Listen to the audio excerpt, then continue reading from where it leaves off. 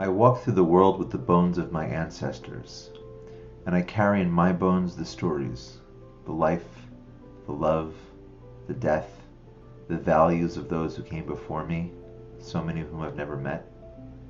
And when we have a relationship with ancestry, we begin to encounter the expansiveness of history, of God, and to realize that we are but a character in a larger intergenerational story. And while we may be the protagonist of our personal chapter, we also have a role in supporting the larger arc. Yosef HaTzadik was always aware of the great story of which he was a part. When Potiphar's wife attempts impropriety, he responds, "Ve'ech e'aseh hara'a gdolah zot v'chatati le'elokim." How could I possibly do this great wrong and sin to God? When he solves the dreams in jail of his prisoner counterparts, he declares, "Halo le'elokim pitronim." Do these solutions not ultimately come from God? And when he has the chance to rise to power through Paro, we are reminded, "Et asher ha'elokim oseh higid leFaro," that ultimately all of this is coming from God. Yosef brings his awareness that he is part of a larger divine picture and message and story into the conversation.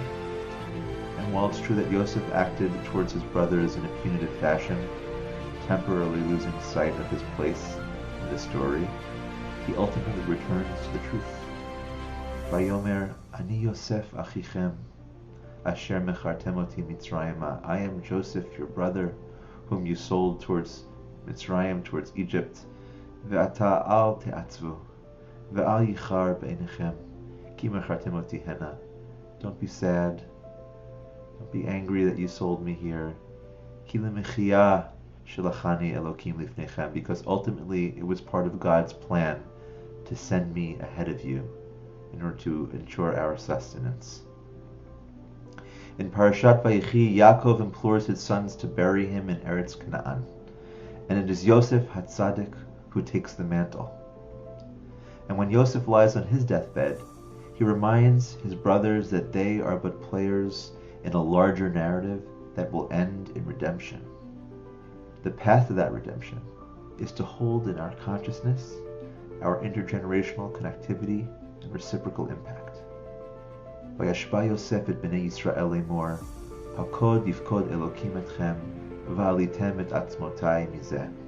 And Yosef made the sons of Israel swear, saying, "When God has taken notice of you, you shall carry up my bones from here." But as generations pass, it's not always easy to hold on to these stories.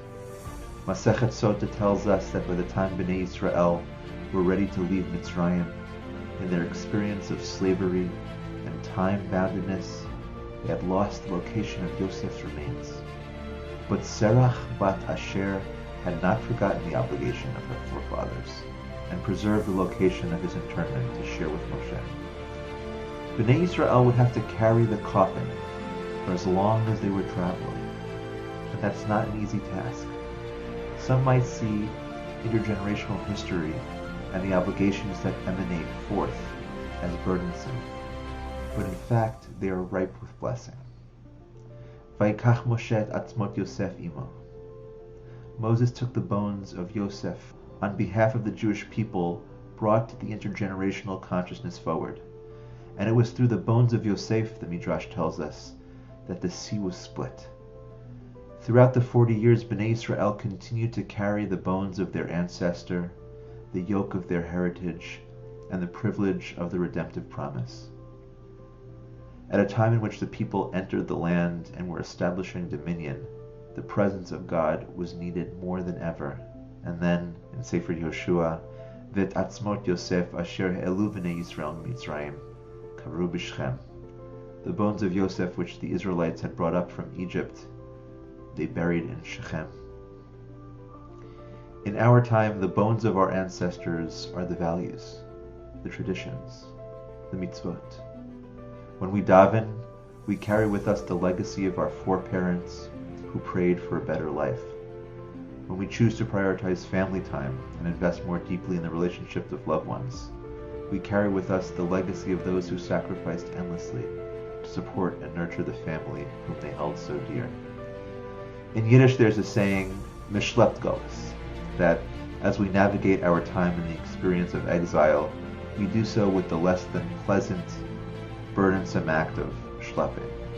And while the word ol is often translated as burden, it also means yoke, a device used to connect two oxen together to ease the burden of the load. When we carry the stories, the traditions, and the commandedness of those who came before us, we come to realize that it is the very thing that at first evaluation may seem like a burden that ultimately allows us to carry the unexpected weight of life with greater ease.